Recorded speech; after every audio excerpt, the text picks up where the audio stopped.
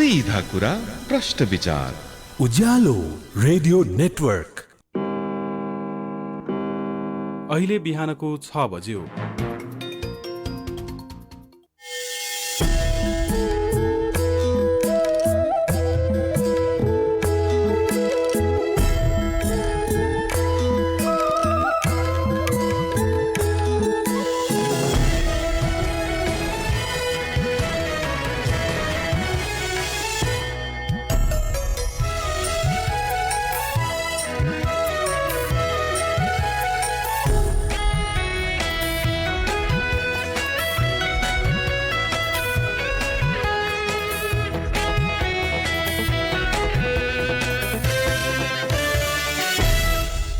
नमस्कार तथा सुप्रभात। उज्यालो रेडियो नेटवर्कसँगै उज्यालो अनलाइन र मोबाइल एप्लिकेशनबाट एकसाथ प्रसारण भइरहेको काया कैरनमा तपाईंलाई साथी जानुका दुवाडीसँगै दिपा तिमल सिन्हाको स्वागत छ।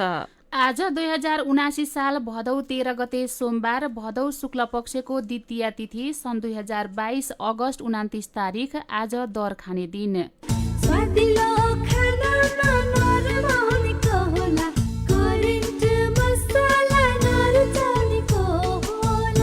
काया कैरनको साथमा करेन्ट मसला र करेन्ट चिया, स्वादको झट्का। काया कैरन सुरु गरौं मुख्य खबरका शीर्षकहरूबाट। त्रिभुवन विश्वविद्यालय दयनीय अवस्थामा, 3 वर्षमा 300 दिन तालाबन्दी। प्राज्ञिक थलोमा उपकुलपति सहित पदाधिकारीमा दलका कार्यकर्ता भर्ती। विद्यार्थीको उदण्डतामा माओपार्टीका प्रमुख नेता मुखदर्शक। चीनसँगको नाकामा सामान रोकिँदा दशैं महँगिने चिन्ता। दशैंमा धेरै बिक्री हुने रेडिमेड लगायतका विद्युतीय सामान नाकामै अड्कियो। यो महिनाभित्र सामान भित्रिए मात्रै दशैंलाई सजिलो हुने भनाए।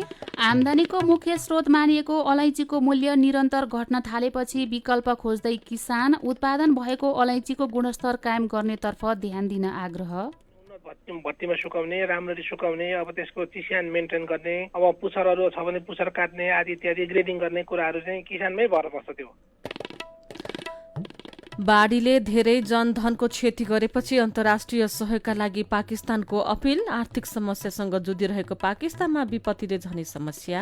र तेस्रो T20 अन्तर्राष्ट्रिय क्रिकेटमा नेपालले केन्यालाई 4 विकेटले हरायो। एसिया कप क्रिकेटमा भारतको विजयी सुरुवात। वैदेशिक रोजगार न्याय सम्बन्धी जानकारी। वैदेशिक रोजगारमा जाने व्यक्ति ठगिएमा वा शोषणमा परेमा वैदेशिक रोजगार विभागमा वा आफ्नो जिल्लाको जिल्ला प्रशासन कार्यालयमा निवेदन दिनुपर्दछ। वैदेशिक रोजगार ठगी गर्ने व्यक्तिलाई 3 वर्षदेखि 7 वर्षसम्म कैद र 3 लाखदेखि 5 लाख रुपियाँसम्म जरिवाना सजाय हुन्छ।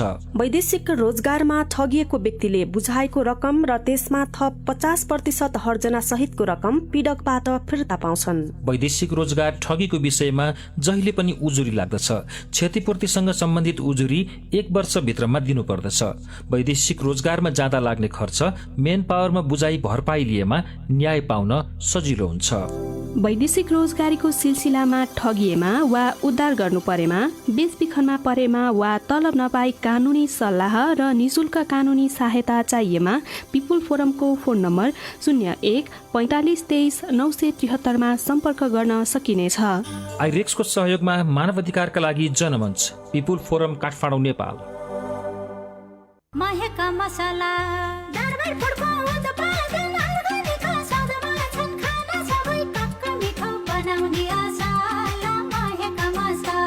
दरबार फुड्सको महेक मसाला, दरबार ब्रान्डका नमकिन, भुजिया र दाल मोठहरू अब अन्तर्राष्ट्रिय स्वादमा सर्वत्र उपलब्ध छ। नेपाली मनको चाहना, राष्ट्रियताको भावना। Royal taste with Darbar food, a quality product of Manokamana group.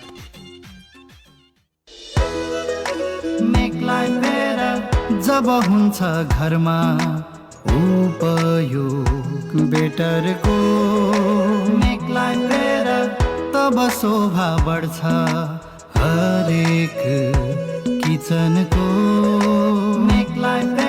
Rice cooker होस् या प्रेसर कुकर, ग्यास चुलो होस् या रोटी मेकर, हिटर, गिजर, पंखा, इन्डक्सन, मिक्सर, ग्राइन्डर, सबै टिकाउ छन्। Make life better, make life better, make life better. Better Home Appliances. Make life better. काया कैरनमा अब खबरको सिलसिला। त्रिभुवन विश्वविद्यालयका उपकुलपति धर्मकान्त बास्कोटा हिजो बिहान पत्रकारहरूलाई आफ्नो मोबाइलमा 10 दिन अघि आएको एसएमएस पढेर सुनाउँदै हुनुहुन्थ्यो। आजदेखि विश्वविद्यालय नआउनुस् है, हाम्रो शान्तिपूर्ण आन्दोलन अशान्तिपूर्ण हुँदैछ, नत्र हामी जिम्मेवार हुने छैनौं। एसएमएस पठाउने विद्यार्थी नेभी संघका कार्यकर्ता थिए। 3 वर्ष अघि बास्कोटा उपकुलपति नियुक्त भएदेखि नै नेभी संघको एउटा समूहले विश्वविद्यालयमा तालाबन्दी, तोडफोड र अवरोध गर्दै आएको छ। यो अवधिमा 300 दिन त्रिवीमा तालाबन्दी भएको छ। त्रिवीले हिजो पत्रकार सम्मेलन गरिरहँदा पनि बाहिर 2 हुल विद्यार्थी प्रदर्शन गरिरहेका थिए। पक्षीय र विपक्षमा सत्तारूढ कांग्रेस समर्थित नेभी संघका विद्यार्थी उपकुलपतिको कार्यक्रम बिथुल्न पुगेका थिए भने प्रतिपक्षी अनेरा सोभियुका विद्यार्थी उपकुलपतिको समर्थनमा दुवै थरी प्रदर्शनकारीलाई प्रहरीले तितर-बितर पार्न खोज्दा भएको झडपमा केही विद्यार्थी घाइते पनि भएका थिए। यसअघि नेभी संघको एक समूहले त्रिवी कार्यकारी परिषदको बैठकमा हस्तक्षेप गरेको थियो। जमलमा रहेको एलो प्यागोडा होटलमा शुक्रबार परिषद बैठक राखिएको थियो। त्यही विषयमा जानकारी दिन आयोजित पत्रकार सम्मेलन बिथोल्न पनि हुल उत्रियो, झडप भयो। त्रिवीका अलावा पोखरा र संस्कृत विश्वविद्यालयमा पनि नेभी संघले लामो समयदेखि तालाबन्दी गरिरहेको छ। एकीकृत समाजवादी निकट अनिरा सोभियुले पनि असार अन्तिम हप्ता त्रिवी उपकुलपति बास्कोटाको कार्यकक्षमा तोडफोड गरेको थियो। एउटा पक्षले तालाबन्दी गर्ने र अर्कोले फुटाउने गर्दा विश्वविद्यालय रणभूमि बनेकोमा प्राध्यापक र कर्मचारीको चिन्ता छ। प्रश्नपत्र हुबहु छाप्ने दोषीलाई कारबाही हुनुपर्ने र छानबिन प्रतिवेदन सार्वजनिक गरिनुपर्ने नेभी संघको माग छ। विश्वविद्यालयले भने प्रश्नपत्रमा हुबहु गर्नेलाई 3 वर्षसम्म परीक्षा र पठन पाठनमा सहभागी हुन नपाउने कारबाही गरिसकेको दावी गरेको छ। दोषीको नाम भने गोप्य राखिएको छ। नाम सार्वजनिक गर्दा सुरक्षा खतरा हुने अनुमान गरेर गोप्य राखिएको परीक्षा नियन्त्रक पुष्पराज जोशीले बताउनुभयो। नेभी संघका सभापति दुजाङ शेर्पाले 1 वर्षमा नतिजा प्रकाशन गर्न नसकेर त्रिवीले विद्यार्थीमाथि अन्याय गरिरहेको बताउनु भएको छ। उपकुलपति बास्कोटाले भने पदाधिकारीलाई विश्वविद्यालय प्रवेश पाउने अवरोध गरिएकाले कार्यकारी परिषदको बैठक समेत होटलमा डाक्नु परेको गुनासो गर्नु भएको छ। तालाबन्दी बारे कुलपति तथा प्रधानमन्त्री शेरबहादुर देउवालाई समेत जानकारी दिएको उहाँले बताउनु भएको छ। प्रधानमन्त्रीले तालाबन्दी नगर्न निर्देशन दिए पनि गृह मन्त्रालय र प्रहरी प्रशासनबाट सहयोग नपाएको पदाधिकारीहरू बताउँछन्। देशको जेठो र सबैभन्दा ठूलो विश्वविद्यालयलाई प्रागिक थलो बन्न नदिएर कार्यकर्ता भर्ती केन्द्र बनाउने माओ पार्टीका प्रमुख नेता नै हुन्। कांग्रेस, एमाले र माओवादी केन्द्र मिलेर तीर्थ खनियालाई उपकुलपति बनाउँदै सबै विश्वविद्यालयका पदाधिकारीमा भागवण्डा गरिएको थियो। त्रिवीमा नेतृत्व आउँदा केपी शर्मा ओली नेतृत्वको सरकार भएकाले उहाँले पनि आफ्नै विश्वासपात्र बास्कोटालाई उपकुलपति बनाउनु भएको थियो। प्रागिक थलोमा उपकुलपति सहित पदाधिकारीमा दलका कार्यकर्ता भर्ती, विद्यार्थीको उद्दण्डतामा माओ पार्टीका प्रमुख नेता मुख दर्शक आजको कान्तिपुर दैनिकले खबर छापेको छ।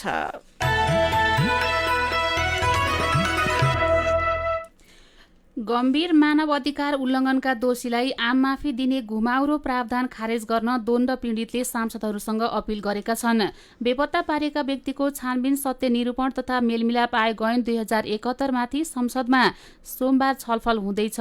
विधेयकको सैद्धान्तिक पक्षमाथि छलफल भएपछि सांसदलाई संशोधन गर्न मन भए प्रस्ताव पेश गर्न 72 घण्टाको समय दिइनेछ।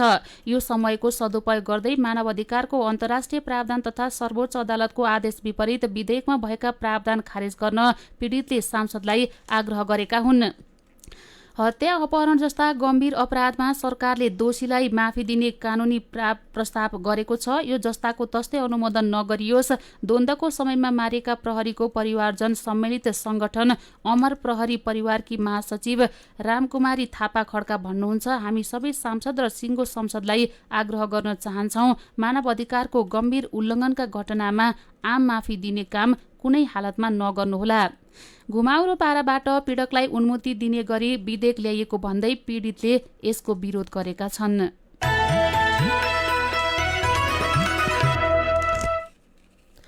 नेपालमा नागरिकता प्रमाणपत्र सम्बन्धी कानून बनेको 70 वर्षमा 4,24,422 महिलाले वैवाहिक अंगीकृत नागरिकता लिएका छन्। नेपाली पुरुषसँग विवाह गरेर आएका उनीहरूलाई वैवाहिक अंगीकृत नागरिकता दिएको हो। गृह मन्त्रालयका अनुसार भारत, चीन, अमेरिका, फिलिपिन्स, इन्डोनेसिया, भुटान लगायत 80 देशका महिलाले बिहे गरेर नेपाल आएपछि वैवाहिक अंगीकृत नागरिकता पाएका छन्। 13,552 जनाको भने राष्ट्रियता खुलेको छैन। राष्ट्रपति विद्यादेवी भण्डारीले पुनर्विचारका लागि संघीय संसदमा फिर्ता गरेको नागरिकता विधेयकलाई राष्ट्रिय सभाले संसदीय समितिमा पठाएको छ। राष्ट्रपतिको सन्देशलाई बेवास्ता गर्दै प्रतिनिधि सभाले जस्ताको तस्तै पारित गरेको विधेयकलाई राष्ट्रिय सभाले पुनर्विचारका लागि विधायन व्यवस्थापन समितिमा पठाएको हो। गृहमन्त्री बालकृष्ण खाँडले राष्ट्रिय सभाको हिजोको बैठकमा नेपाल नागरिकता पहिलो संशोधन विधेयक 2079लाई विधायन व्यवस्थापन समितिमा पठाउने प्रस्ताव राख्नु भएको थियो। राष्ट्रिय सभाका अध्यक्ष गणेश तिमेल सिन्हाले प्रतिनिधि सभाबाट जस्ताको त्यस्तै पारित भएर पठाइएको विधेयकलाई समितिमा पठाउनका लागि सरकारलाई मनाउनु भएको थियो।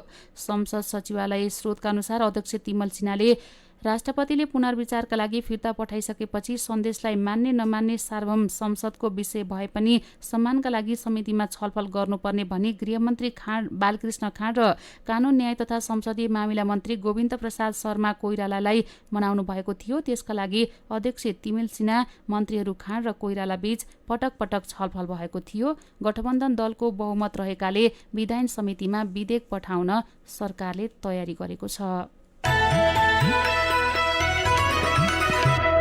नेपाली कांग्रेसका सभापति एवं प्रधानमन्त्री शेरबहादुर देउवा पार्टीको आन्तरिक दबाव र सत्ता सहयात्री दललाई चित्त बुझाउने गरी सीट बाँडफाँड मिलाउन सकसमा पर्नु भएको छ। गठबन्धन जोगाउन लचकता देखाइरहे पनि आफ्नै पार्टीभित्रको फरक समूहको अडान र आकांक्षी नेताको व्यवस्थापन देउवाका लागि मुख्य चुनौती बनेको छ। संस्थापन पक्षकी नेताहरूले समेत आफ्नो निर्वाचन क्षेत्र जोगाउन देउवामाथि दबाव बढ़ाइरहेका छन्। गठबन्धनमा रहेका अन्य दल, उच्च तहका केही नेता विशेषको हकमा बाहेक 2074 सालमा जितेका निर्वाचन क्षेत्र छाड्न तयार छैनन्। यसले झण्डै 2 दर्जन निर्वाचन क्षेत्रमा गठबन्धन दलबाट कांग्रेसका केन्द्रीय स्तरका नेताहरू पराजित छन्। उनीहरूको व्यवस्थापनमा सकस परिरहेकै बेला देउवामाथि बहालवाला समानुपातिक सांसद रहेका नेताको व्यवस्थापन गर्ने चुनौती समेत थपिएको छ। पार्टी विधानले समानुपातिक दोहोरिन नसक्ने व्यवस्था गरेकाले बहालवाला समानुपातिक सांसदको दबाव समेत देउवामाथि परेको छ। काया कैरनमा कुराकानी सँगै खबरहरू बाँकी नै छन्, सुन्दै गर्नुहोला। सुरक्षित र समृद्ध होस् जिन्दगीको सेरोफेरो, भोलिको लागि सोच्नु पर्ने कर्तव्य हो तिम्रो मेरो। ढुक्क हुन भोलिलाई बिमा गरौ है, नेशनल लाइफ इन्स्योरेन्समा बिमा गरौ है। विगत 35 वर्षदेखि सञ्चालनरत नेपालकै पहिलो अग्रणी जीवन बीमा कम्पनी, नेपाल सरकारको पूर्ण स्वामित्व रहेको राष्ट्रिय वाणिज्य बैंक प्रवर्धक रहेको national life insurance company, Lazimpat, Kathmandu. सानीमा बैंकको खाताहरूमा मासिक ब्याज पाइन्छ नि, थाहा छ? हो नि, बचत खाता, कल खाता, 5 गुणासम्म हुने सानीमा धमाका मुद्दती, रिकरिङ खाता सबैमा महिने पछि ब्याज पाइन्छ। त्यसो भए सानीमा बैंकको 5 गुणासम्म हुने मुद्दती खाता भनेको के हो त? न्यूनतम अवधिमा 5 गुणासम्म हुने सानीमा धमाका, सानीमा रेमिटेन्स धमाका मुद्दती खाता हुन्। सानीमा रेमिटेन्स धमाकामा त 5.79 वर्षमा 2 गुणा तथा 13.45 वर्षमा त 5 गुणा हुन्छ नि। अनि मासिक बचत गर्ने रिकरिङ खाताको बारेमा थाहा छ त? किन नहुनु, मासिक प्राप्त हुने ब्याज तथा किस्ता रकम मुद्दतीमा नै क्रमिक रूपमा जम्मा हुने रिकरिङ खाता हो। यसमा भविष्यमा ब्याज दर घट्ने चिन्ता पनि हुँदैन। अनि उच्च प्रतिफल पाउने खाता चाहिँ रिकरिङ खाता तथा 5 गुणासम्म हुने मुद्दती खाताहरू हुन्। बचतमा नि, बचतमा सानीमा सुपर सेभिङमा त 8.03% ब्याजका साथै रु 5,000 सम्मको निशुल्क होल बडी चेकअप सुविधा पाइन्छ। धेरै बुझेका रहेछौ। ल, आजको अन्तर्वार्तामा तिमी पास भयो। मैले मात्र बुझेर भएन नि, जाउँ न सबैलाई बुझाउँ।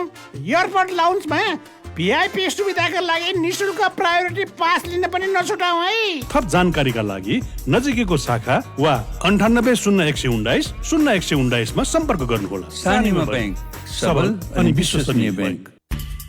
थोरै बचत धेरै कायदा, बीमाका छन् फाइदै फाइदा। सरकारी स्वामित्व र बीमाको क्षेत्रमा विश्वसनीय नाम राष्ट्रिय बीमा संस्थान। जीवन बीमाका लागि आजै राष्ट्रिय बीमा संस्थान रामशाहपथ काठमाडौँ वा नजिकैको शाखामा सम्पर्क गरौँ।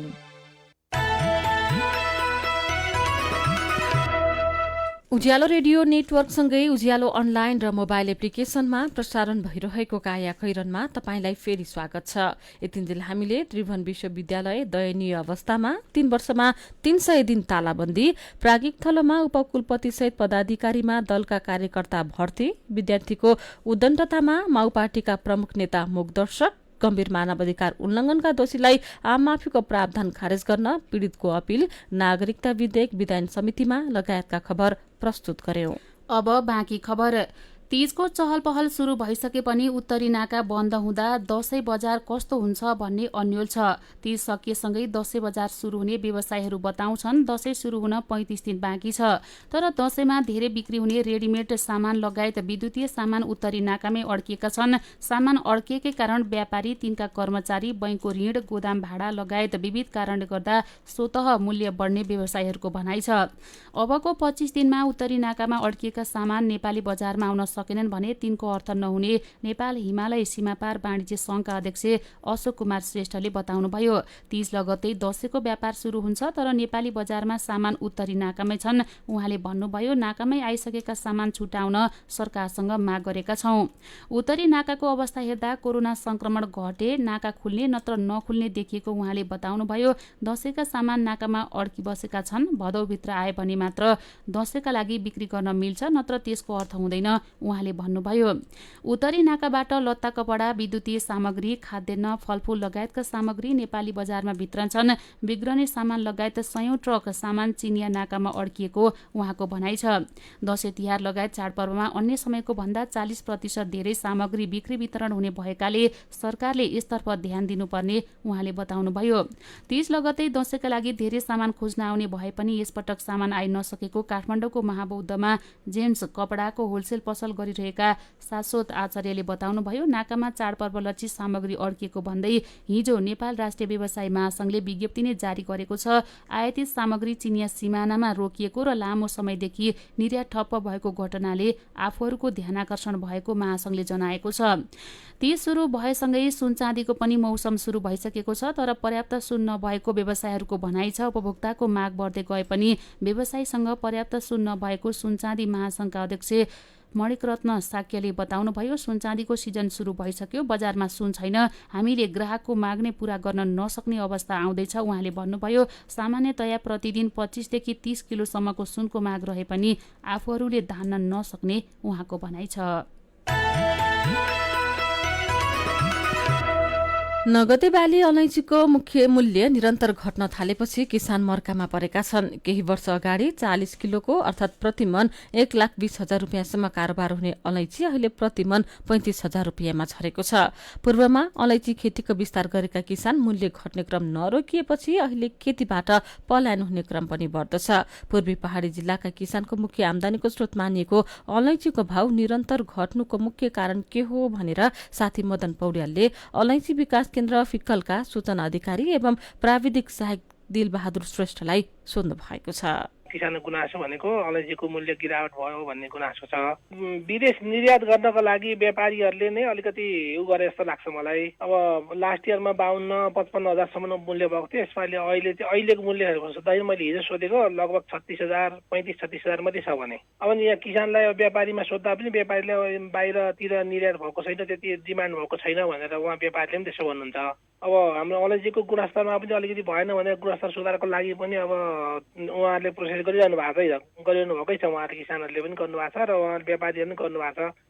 र व्यापारीले चाहिँ व्यापारी इनकेस हाम्रो व्यापार नै बाहिरतिर त्यति निर्यात भएको छैन भनेर त्यो भन्नुहुन्छ व्यापारीले चाहिँ। यो गुणस्तर सुधार गर्न चाहिँ किसानको भूमिका हुने हो कि व्यापारीको भूमिका हुने हो कि अथवा यो अलैँची विकास केन्द्रको भूमिका हुने हो कि? गुणस्तर चाहिँ अब मेन चाहिँ किसानले नै गर्नुपर्ने हो। किसानको तर्फबाट अब धेरै अब अलैँची सुकाउँदाखेरि राम्ररी सुकाउने, उन्नत भट्टीमा सुकाउने, राम्ररी सुकाउने, अब त्यसको चिस्यान मेन्टेन गर्ने, अब पुच्छरहरू छ भने पुच्छर काट्ने आदि इत्यादि ग्रेडिङ गर्ने कुराहरू चाहिँ किसानमै भर पर्छ त्यो। अब हामी अलैँची विकास केन्द्रले चाहिँ अब यसरी गर्नुहोस्, अब यो गुणस्तरको अलैँची भयो भने यसरी मूल्य पाउनुहुन्छ भनेर हामीले उहाँ किसानलाई भन्ने हो। सधैँ जसो अब बेच्ने बेला भयो अथवा सिजनको बेला आयो भनेपछि यिनै समस्याहरू दोहोरिन्छन्। तपाईँले भने जस्तै गुणस्तरको कुरा होला, त्यसै गरी मूल्यको कुरा होला, त्यसै गरी व्यापारीको पहुँचको कुरा होला। अब यस्तो कुरा निरन्तर दोहोरिँदाखेरि अलैँची विकास केन्द्रले कतिको ध्यान दिएको छ, गर्न चाहिँ किन नसकेको त किसानका गुनासालाई सम्बोधन? किसान मार्फत गर्न त हामी किसानलाई त हाम्रो मार्फत गर्न त किसानलाई हामी गरेका छौँ। कसरी चाहिँ मूल्यलाई अलिकति गर्न दिन सकिन्छ, मूल्यमा सुधार ल्याउन सकिन्छ भनेर ती व्यापारीसँग पनि, व्यापारी र कृषकसँग अन्तर्क्रिया पनि हामीले गरायौँ यहीँ भेला गरेर। कस्तो अलैँची तयार गर्दाखेरि चाहिँ राम्रो मूल्य पाउने र कुन ग्रेडको अलैँची कसरी तयार गर्ने भन्ने कुरो चाहिँ गरेका छौँ हामीले। किसानलाई अलिक गऱ्यौँ, सबै किसानलाई समेट्न सकेनौँ हामीले।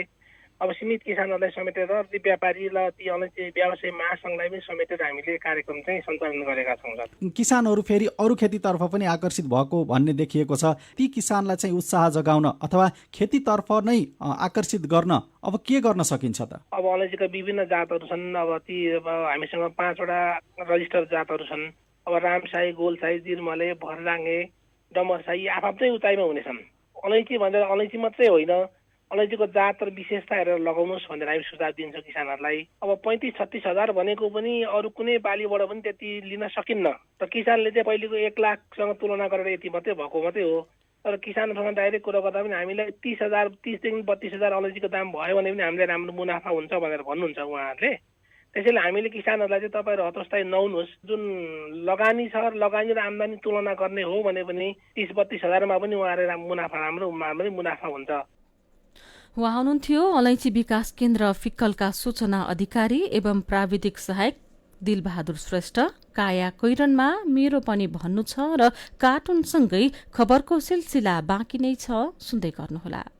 अत्याधुनिक प्रविधिका साथ वरिष्ठ दन्त चिकित्सकबाट दाँत सम्बन्धी सम्पूर्ण उपचार अब ग्वारको ललितपुरमा रहेको आध्या डेन्टलबाट। दाँत भर्ने, दाँत हाल्ने, आरसीटी, दाँत निकाल्ने, दाँत सफा गर्नेदेखि दाँत नभएको ठाउँमा दाँत राख्ने इम्प्लान्ट प्रविधि तथा इन्भिजिलाइन प्रविधिबाट तार नहाली दाँत सिधा गर्ने लगायतका सेवाका लागि सम्झनुहोस् Aadhya dental and implant centre, neuro centre building, Gwarkochok, Lalitpur. Koteshwar जाने बस स्टप सँगै। सम्पर्क number 01-555-4429, 98-499-26008, 98-020-02-419।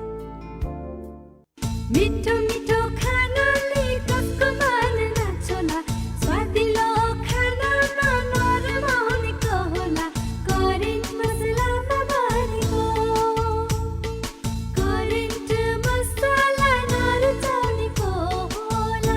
Hygienic, tasty and fresh Trimurti industries private limited Rupandehi बुटवलद्वारा उत्पादित करेन्ट चिकन मसला, सब्जी मसला, चाउमिन मसला, मोमो मसला, चाट मसला, गरम मसला र अन्य विभिन्न मसलाहरू। करेन्ट मसला, स्वादको झट्का।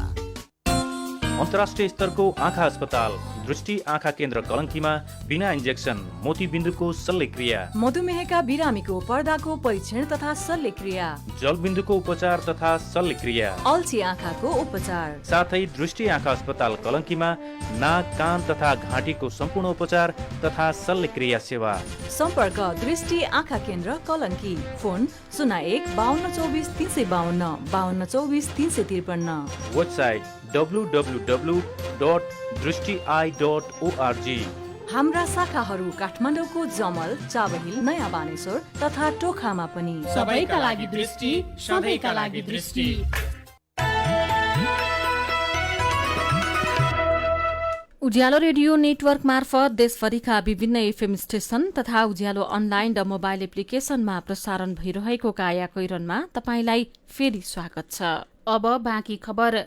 डेंगीको संक्रमण यो वर्ष सुरुवाती समयमै बढेको छ। विशेष गरी बागमती र लुम्बिनी प्रदेशका जिल्लाहरूमा संक्रमण बढेपछि अस्पतालका इमर्जेन्सी वार्ड भरिन थालेका छन्। काठमाडौँ उपत्यकामा मात्रै अहिलेसम्म 1410 जनामा संक्रमण देखिसकेको छ।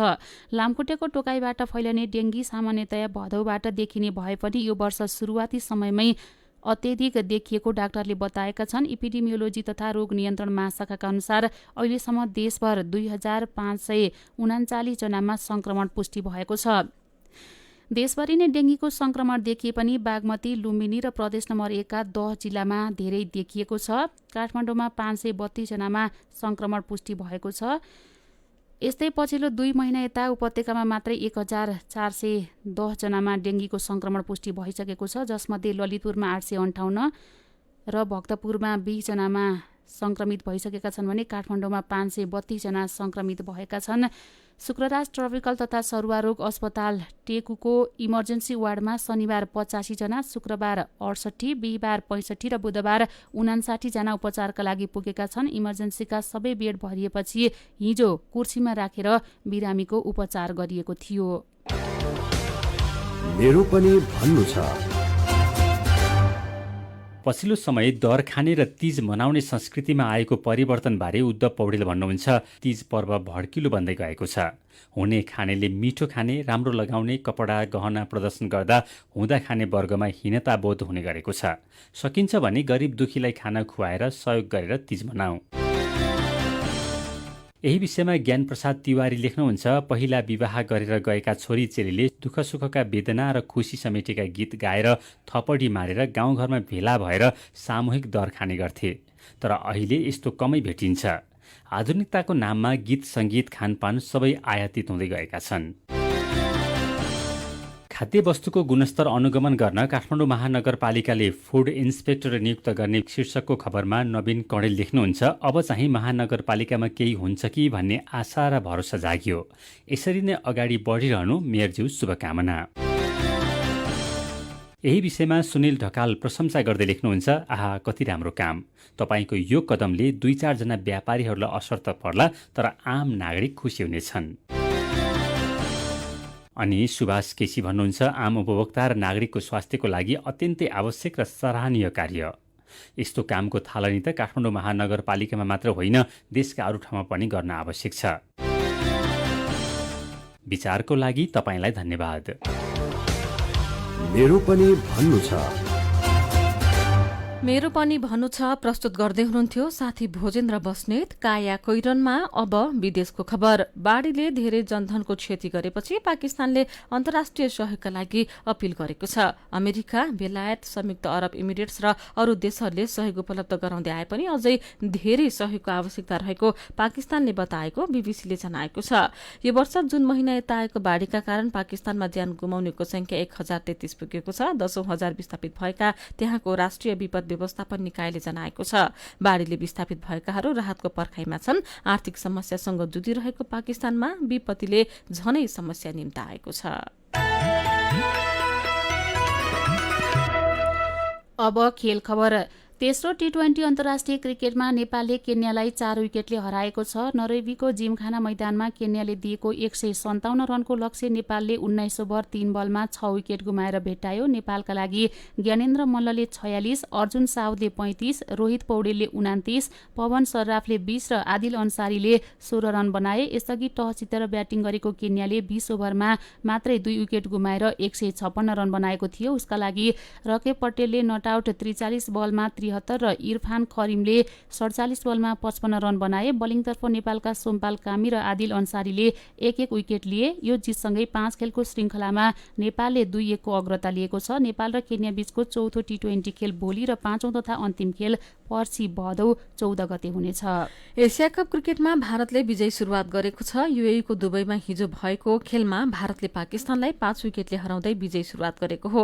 पाकिस्तानले दिएको 148 रनको लक्ष्य भारतले 19 ओभर 4 बलमा 5 विकेट गुमाएर भेटायो। त्यसअघि टस हारेर पहिले ब्याटिङ गरेको पाकिस्तानले 19 ओभर 5 बलमा अल आउट हुँदै 147 रन बनाएको थियो। खेलकै अर्को प्रसंगमा इङ्ग्लिस प्रिमियर लिग फुटबलमा टोटनह्यामले नटिङहम फरेस्टलाई 2-0 गोल अन्तरले हराएको छ। जितसँगै टोटनह्यामले 4 खेलमा 10 अङ्क जोडेको छ। प्रिमियर लिग अन्तर्गत नै अर्को खेलमा वेस्ट ह्यामले एस्टन भिल्लालाई 1-0 गोल अन्तरले हराएको छ भने वुल्स र न्यूक्यासलले 1-1 गोलको बराबरी खेलेका छन्। अब केही खबर संक्षेपमा। आज हरितालिका तीजको अघिल्लो दिन आज बेलुका घर घरमा दर खाने चलन रहेको छ। दर खान माइतीले चेलीबेटीलाई बोलाउने चलन छ। काठमाडौँ महानगरपालिकाले अन्डरग्राउन्ड पार्किङ व्यवस्थापन तथा अनधिकृत संरचना भत्काउने कार्यलाई निरन्तरता दिएको छ। महानगरपालिकाका प्रमुख बालेन्द्र शाहको नेतृत्वमा गएको सोमबार नयाँ बानेश्वरबाट सुरु भएको अभियानले हिजो पनि निरन्तरता पाएको थियो। ऊर्जा जलस्रोत तथा सिंचाइ मन्त्री पम्फा भुसालले आफ्नो कार्यकालको सबैभन्दा ठूलो उपलब्धि भारतसँगको विद्युत व्यापार रहेको बताउनु भएको छ। आफूले मन्त्रालयको जिम्मेवारी पाएपछि गरेका काम र आगामी योजनाबारे जानकारी दिन हिजो पत्रकार सम्मेलन गर्दै मन्त्री भुसालले अन्तर्देशीय विद्युत व्यापारलाई आफ्नो प्राथमिकतामा राखेर काम गरेको र त्यसमा सफल भएको पनि दावी गर्नुभयो। लोभ लालच र परिबन्धमा परेर दुर्लभ वन्यजन्तु गैंडा चोरी शिकारको मुद्दामा वर्षौं जेल सजाय भोगेर छुटेकाहरू अहिले मेहनत र पसिनाको कमाइमा रमाउँदैछन्। अहिले उनीहरू भन्छन् गलत बाटो समाएपछि कुनै न कुनै बेला सजाय भोग्नै पर्छ, पछि पछुताउनु भन्दा अहिले नै मेहनत र मजदुरीमा लागौं। पूर्व पश्चिम राजमार्गमा पर्ने राप्ती नगरपालिका 8 वीरेन्द्रनगर बजारबाट उत्तर 7 किलोमिटर जति पर रहेको चेपाङ समुदायको बाक्लो बसोबास भएको पहाडी गाउँ कुराको समिटारमा 7-8 वर्ष यता समिटार हुँदै गाडी चल्न थालेपछि यो ठाउँमा चहल पहल बढेको छ। नभए राजमार्गबाट नजिक भए पनि यो ठाउँका धेरैको आँखा परेको थिएन, तर त्यहाँका युवालाई प्रलोभनमा पारेर तस्करहरूले गैंडा मार्न लगाइरहेका थिए। कोरारकै राजकुमार चेपाङ 20वटा गैंडा मारेको अपराधमा जेलमा छन्। काया कैरनमा अब पालो उखानको। सित्तैका चिउरा बडा बडा फाँका। उखानसँगै हामी काया कैरनको अन्त्यमा आइपुगेका छौं। आजका मुख्य खबर फेरि एकपटक। त्रिभुवन विश्वविद्यालय दयनीय अवस्थामा 3 वर्षमा 300 दिन तालाबन्दी। प्राज्ञिक थलोमा उपकुलपति सहित पदाधिकारीमा दलका कार्यकर्ता भर्ती। विद्यार्थीको उदण्डतामा माओपार्टीका प्रमुख नेता मुखदर्शक। चीनसँगको नाकामा सामान रोकिँदा दशैं महँगिने चिन्ता। दशैंमा धेरै बिक्री हुने रेडिमेड लगायतका विद्युतीय सामान नाकामै अड्कियो। यो महिनाभित्र सामान भित्रिए मात्रै दशैंलाई सजिलो हुने व्यवसायीको भनाई। आमदानीको मुख्य स्रोत मानिएको अलैँचीको मूल्य निरन्तर घट्न थालेपछि विकल्प खोज्दै किसान। उत्पादन भएको अलैँचीको गुणस्तर कायम गर्नेतर्फ ध्यान दिन आग्रह। बाढीले धेरै जनधनको क्षति गरेपछि अन्तर्राष्ट्रिय सहयोगका लागि पाकिस्तानको अपील। आर्थिक समस्यासँग जुधिरहेको पाकिस्तानमा विपत्तिले झनै समस्या। र तेस्रो T20 अन्तर्राष्ट्रिय क्रिकेटमा नेपालले केन्यालाई 4 विकेटले हरायो। एसिया कप क्रिकेटमा भारतको विजयी सुरुवात। र अन्त्यमा आजको कार्टुन। आज हामीले रोहनले बनाउनु भएको कार्टुन लिएका छौं। कार्टुनमा भारतले निर्यातमा प्रतिबन्ध लगाउँदै शीर्षकको खबर पत्रिकामा छापिएको छ। यो खबर पढेपछि एकजना चिन्तित छन् अनि उनी चिन्तामा परेको देखेपछि आपूर्ति मन्त्री भन्दैछन् भारतले निर्यातमा प्रतिबन्ध लगाए के भयो त? हामी आयातमा प्रतिबन्ध हटाउने तयारीमा छौं के?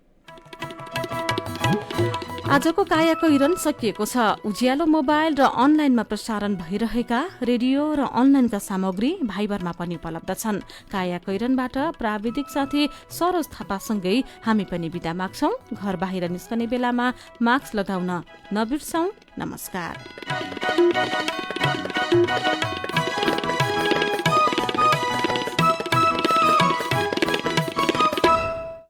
नयाँ प्याराशुट नेचुरली स्याम्पूलाई मेरो कपालले भन्छ यस। यसको प्राकृतिक गुणहरूले